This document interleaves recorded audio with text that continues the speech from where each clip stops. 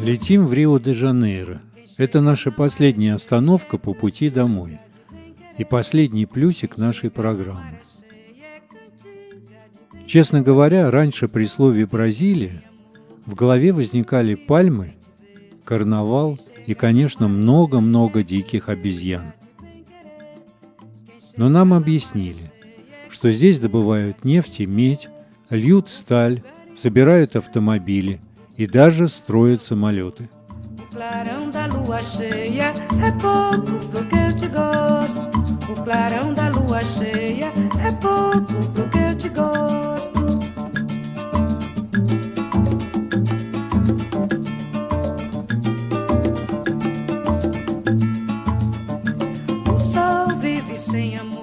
Мы смотрим на город с вершины гранитной скалы Сахарная голова, и от этого ландшафта захватывает дух.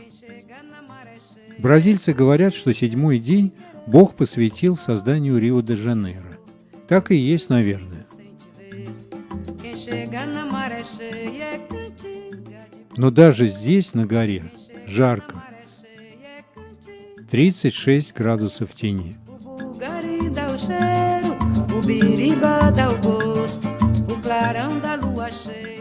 Во времена Остапа Бендера тут, возможно, все и ходили в белых штанах, но с тех пор много воды утекло. Сейчас здесь ходят в одних купальниках.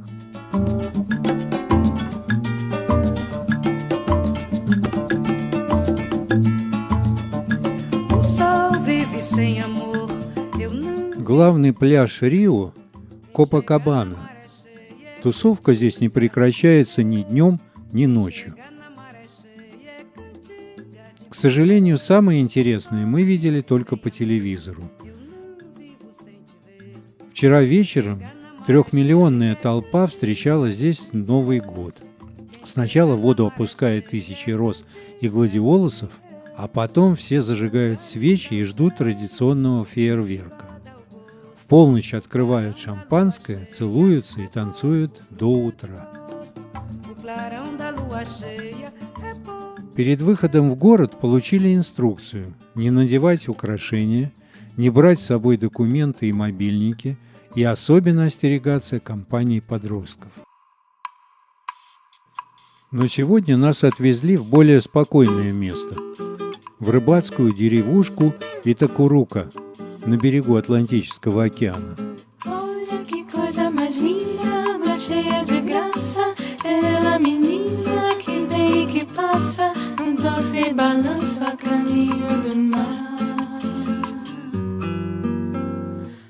Moça do corpo dourado, do sol de Ipanema, o seu balançado é mais que poema, é coisa mais linda que eu já vi passar. Ah, porque estou tão sozinha. Вода 25 градусов, ну и дышится намного легче, нежели в душном Рио.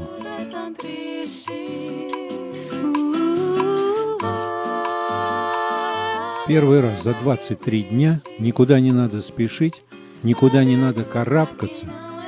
Наконец-то можно просто отдохнуть душой и телом.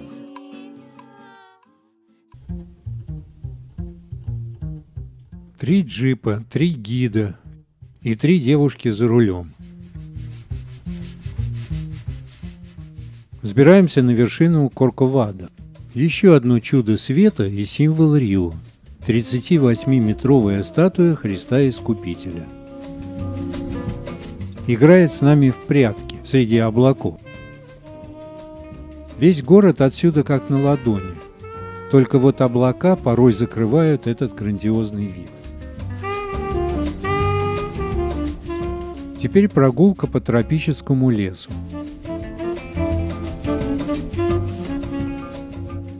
Жарко, но вода просто ледяная.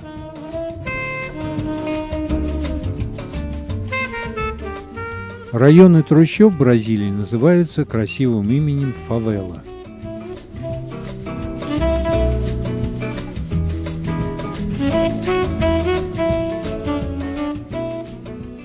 Гид уверяет нас, что люди, живущие здесь, все работают. По его словам, эта страна не помогает бездельникам. Так почему же люди здесь такие бедные?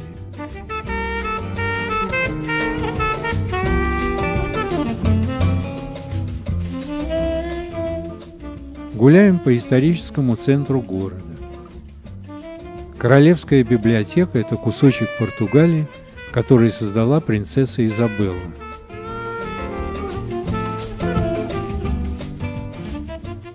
Наверное, здесь есть ответы на все вопросы.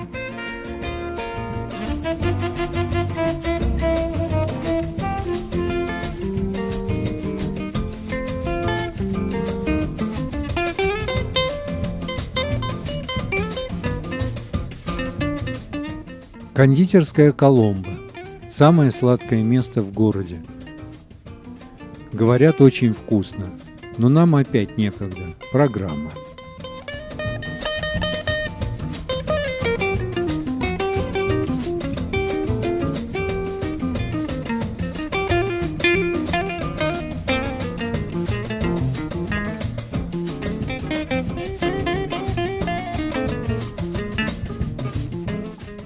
Площадь Семиландия – одна из красивейших в городе.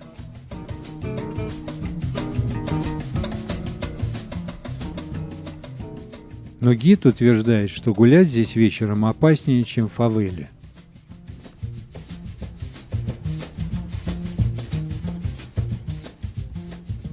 Самый богемный район города – местный Монмарт. Чилийский скульптор Хорхе Селарон посвятил созданию этой лестницы больше 20 лет своей жизни и умер на ее ступеньках. И оставил нам такой памятник, яркий и живой.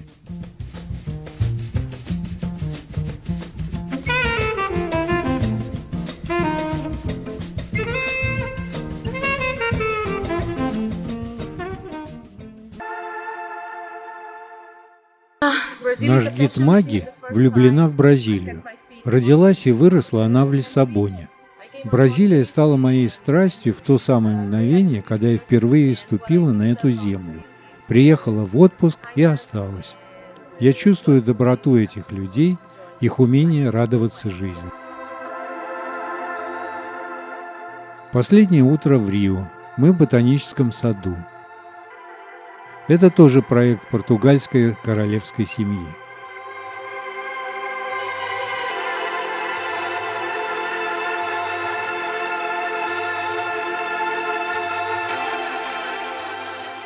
Даже тень не спасает.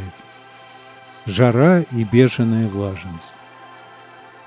Эта аллея называется Авеню Королевских Пальм.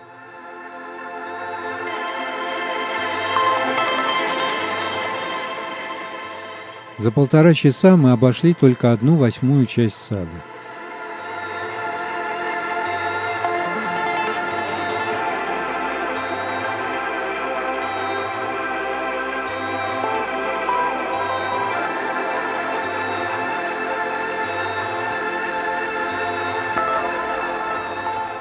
Кафедральный собор Святого Себастьяна совсем молоденький, ему еще и 40 нет. Залитые солнцем окна, витражи, похожи на дорожки в небо.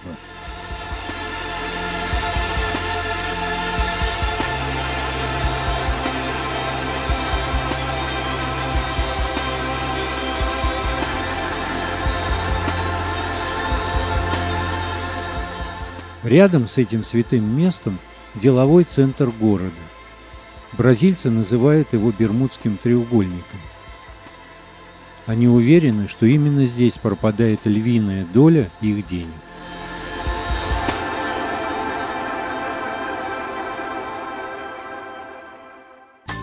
А по дороге в аэропорт мы попали в одну из 12 школ самбо. До карнавала 54 дня, а работа еще не впроворот. К сожалению, заснять нам разрешили только прошлогодние костюмы.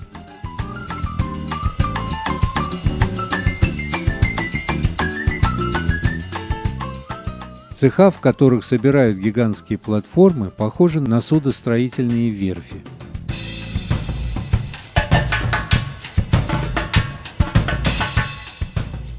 Когда я просматривал в интернете карнавальное шествие этой школы, то сразу узнал этих драконов, хотя тогда они были еще без краски. Но заняли они со своими шикарными платформами лишь 5-е место.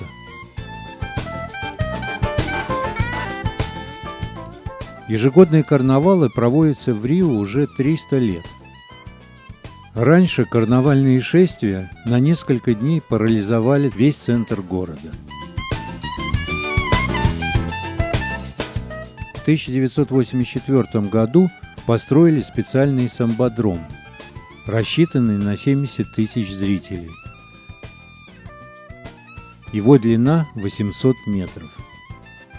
Каждая школа выставляет по 4000 участников. Они должны пройти этот путь за 82 минуты.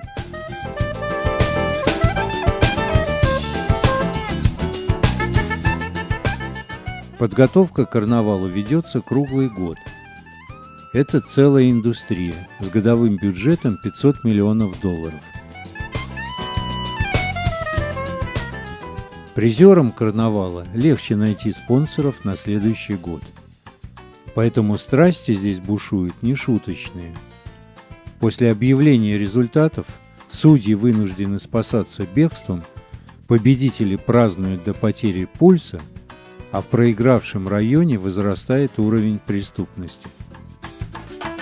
Посмотрите на нас. За 3 недели 7 внутренних перелетов, мясо на ночь и сплошной недосып. Но радоваться жизни готовы всегда. Короче, ребята, куда летим в следующий раз?